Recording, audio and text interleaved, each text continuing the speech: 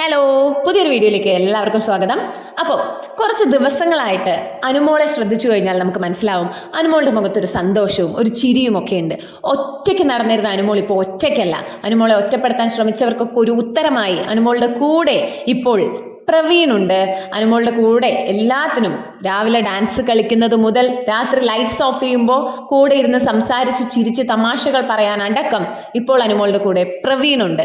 അത് love കോംബോയാണോ friendship കോംബോയാണോ എന്നൊന്നും പറയാനായിട്ടില്ല. കുറച്ച് ദിവസങ്ങൾ കൂടി കഴിഞ്ഞിട്ട് നമുക്ക് അതൊരു അവലോകനം ചെയ്യാം.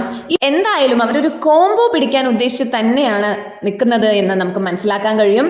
രാവിലെ മുതൽ വൈകുന്നേരം വരെ പ്രവീണും അനുവും ഒരുമിച്ചാണ്. അവർ ചിരിക്കുന്നു, കളിക്കുന്നു, പാട്ട് പാടുന്നു, ഡാൻസ് ചെയ്യുന്നു, തമാശകൾ പറയുന്നു. അങ്ങനെ അവർ മുന്നോട്ട് പോവുകയാണ്. ഒരു കാര്യം എനിക്ക് തോന്നിയത്, പ്രവീൺ വൈൽഡ് കാർഡാണ്, പ്രവീൺ നോമിനേഷനിലുണ്ട്. അപ്പൊ എപ്പോൾ വേണമെങ്കിലും പ്രവീൺ ഔട്ടായി പോകാനുള്ള ചാൻസ് ഉണ്ട്.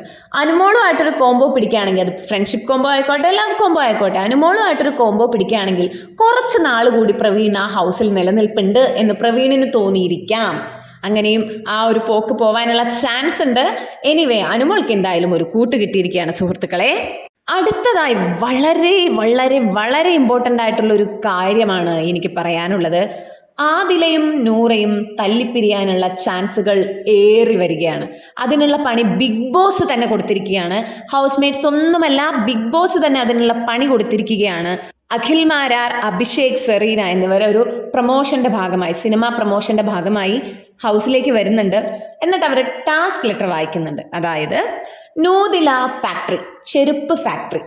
ഈ പേര് കേൾക്കുമ്പോൾ തന്നെ നമുക്ക് മനസ്സിലാവും, നൂറ പ്ലസ് ആദില, നൂദില. ഇതിൽ ഈ ഫാക്ടറിയുടെ ഓണർ എന്ന് പറയുന്നത് നൂറയാണ്. ആദിലയ്ക്ക് അവിടെ ഒരു റോളുമില്ല. ആദില വെറും ജോലിക്കാരി മാത്രമായിട്ടാണ് അവിടെ നിൽക്കുന്നത്. ആൻഡ് അക്ബറാണ് ഈ ജോലിക്കാരുടെ നേതാവ്, യൂണിയൻ നേതാവ് എന്ന് പറയുന്നത്. ഇപ്പോൾ നൂറ ഓണറായ സ്ഥിതിക്ക് ആദിലയും നൂറയും തമ്മിൽ വാക്തർക്കങ്ങൾ വരാം, ജോലിയുടെ പേരിൽ പ്രശ്നങ്ങൾ വരാം, ടാസ്കിന്റെ പേരിൽ പ്രശ്നങ്ങൾ വരാം. അവരെ തമ്മിലടിപ്പിക്കുക എന്ന് തന്നെയാണ് ബിഗ് ബോസ് ഉദ്ദേശിക്കുന്നത്. എന്ത് പറഞ്ഞാലും നൂറയ്ക്ക് ആദിലയുടെ കൂടെ നിൽക്കുന്നതിൽ ഒരു പരിധി വരും.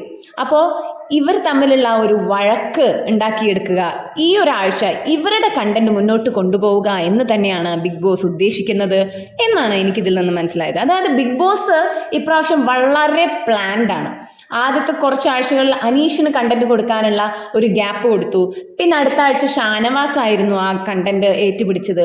പിന്നെ കുറച്ച് 2-3 ആഴ്ച അനുമോളാണ് കണ്ടന്റ് ഏറ്റുപിടിച്ചുകൊണ്ടിരിക്കുന്നത്. മെല്ലെ മെല്ലെ അത് ആദിലയിലേക്കും നൂറയിലേക്കും എത്തിയിരിക്കുകയാണ്. അങ്ങനെ ഓരോ ആഴ്ചകളിൽ ഓരോരുത്തർക്ക് ഹൈപ്പ് കൊടുക്കാനുള്ള ഒരു പദ്ധതിയാണ് ബിഗ് ബോസ് ഇപ്രാവശ്യം നടപ്പിലാക്കിയിട്ടുള്ളത് എന്നാണ് എനിക്ക് തോന്നിയത്. നിങ്ങളുടെ അഭിപ്രായം എന്താണ് എന്ന് നിങ്ങൾ കമന്റ് ചെയ്യുക. അപ്പൊ ഈ ഒരു ടാസ്ക് നടക്കുമ്പോൾ അനുവിനും പ്രവീണിനും പ്രത്യേകിച്ച് ജോലികളോ ക്യാരക്ടറോ ഒന്നും അവർ കൊടുത്തിട്ടില്ല. ബിഗ് ബോസ് ടീം അനുമോൾക്കും പ്രവീണിനും ഒരു ക്യാരക്ടറോ ജോലിയോ എന്തെങ്കിലും ഒരു ക്യാരക്ടർ ചെയ്യാനായിട്ടുള്ള ഒരു തരത്തിലുള്ള ഇൻഫർമേഷൻസും കൊടുത്തിട്ടില്ല. അപ്പോൾ ഇവർ രണ്ടുപേരും വീണ്ടും ഒരു കോംബോ പ്ലാൻ ചെയ്യാണ്. അനുഭാര്യ, പ്രവീൺ ഭർത്താവ്, പ്ലാച്ചിക്കുട്ടി. അങ്ങനെ അവർ ജോലി തരുമോ എന്നൊക്കെ അന്വേഷിച്ച് നടക്കുന്നതായിട്ടൊരു സീനൊക്കെ അവിടെ ക്രിയേറ്റ് ചെയ്യപ്പെടുന്നുണ്ട്. അവർക്ക് എങ്ങനെയെങ്കിലും കണ്ടന്റ് ക്രിയേറ്റ് ചെയ്യണം എന്നുള്ളതാണ്. അപ്പം അതിലേക്ക് വീണ്ടും അവരുടെ കോംബോ എടുത്തിടുകയാണ്.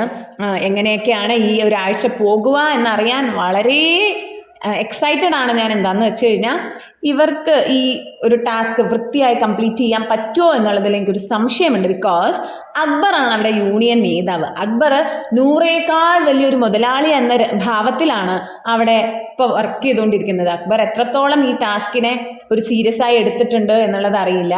മുതലാളിയുടെ തൊട്ട് താഴെ നിൽക്കുന്ന ആളായിരിക്കണം എപ്പോഴും യൂണിയൻ നേതാവ്. പക്ഷെ അക്ബർ അതിനെ മറികടന്ന് നൂറേക്കാൾ ഉച്ചത്തിൽ സംസാരിച്ച് നൂറേക്കാൾ അധികം റൂൾ ചെയ്യുന്നത് പോലെ തോന്നി. ഈ ടാസ്ക് പകുതി വെച്ച് നിർത്തിപ്പോണ്ടി വരുമോ എന്ന് പോലും സംശയപ്പെടേണ്ടതുണ്ട്. അപ്പോൾ എനിവേ, നമുക്ക് നോക്കാം ഈ ആഴ്ച എങ്ങനെ പോകുന്നത്. സബ്സ്ക്രൈബ് ചെയ്യാതെയാണ് വീഡിയോ കാണുന്നതെങ്കിൽ please subscribe, like, share and comment. അപ്പോൾ മറ്റൊരു വീഡിയോയുമായി കാണുന്നതുവരെ ബൈ ബൈ.